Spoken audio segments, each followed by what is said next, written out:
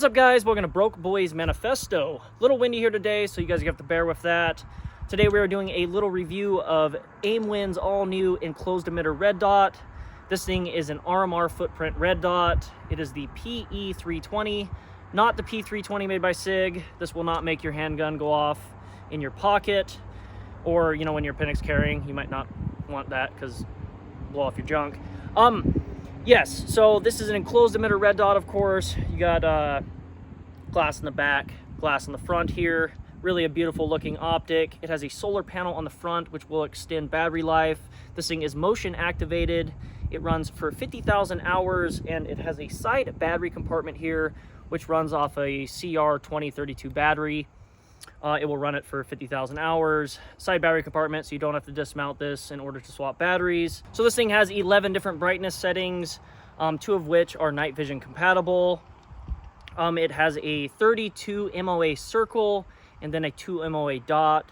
So there's 3 different reticles you can choose between. You can choose between having the dot, just the circle, or the dot with the circle. That's what I was running today.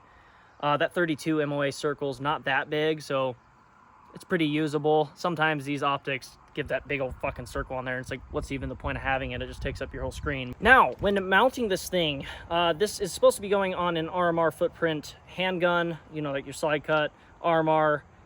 But yeah, it's my channel, my rules. So I put it on this jackhammer because I thought it would look awesome. And yes, it looks absolutely fucking awesome. So I hate optic plates. Anybody's watched my channel for long enough, you know that I think, a plate-mounted red dot is basically like having an extra chromosome, and that is pretty much my consensus. But to Aimwin's defense, they did use a acro mount, which I didn't know was a thing, and now I might have to change my rules on what plates are extra chromosomes and what aren't, but the acro mount seems pretty solid and pretty badass.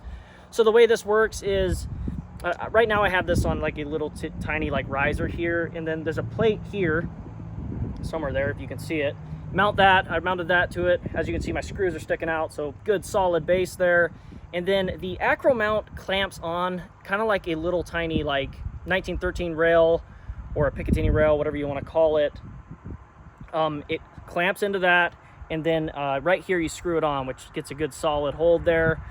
That's a little different than most plate-mounted red dots. So usually a plate, like Glock uses the modular mounting system, which is like basically just a bunch of word salad to make Glock fanboys all horny. But modular mounting system to them just means that you have a plate-mounted red dot. Everybody else has fucking done that.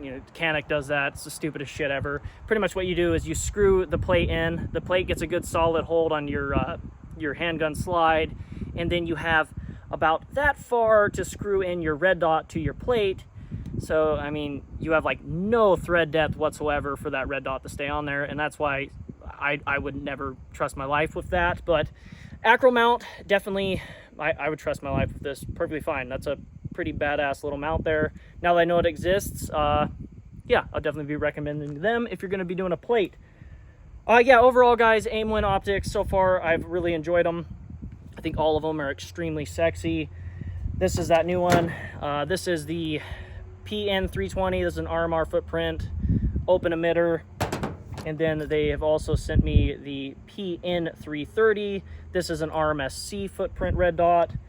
As you can see, all of them are absolutely gorgeous. The enclosed emitter red dot is going to set you back about $300, which is about the most expensive one I've seen. I think both those other ones are around 200 and 150, so definitely the most expensive one they have, but it is also multi-reticle, and it has a solar panel on top, and it's an enclosed emitter. So yeah, overall, guys, really nice optics. I'll be leaving a link in the description below. Thank you guys for watching. I'll be seeing you in the next one.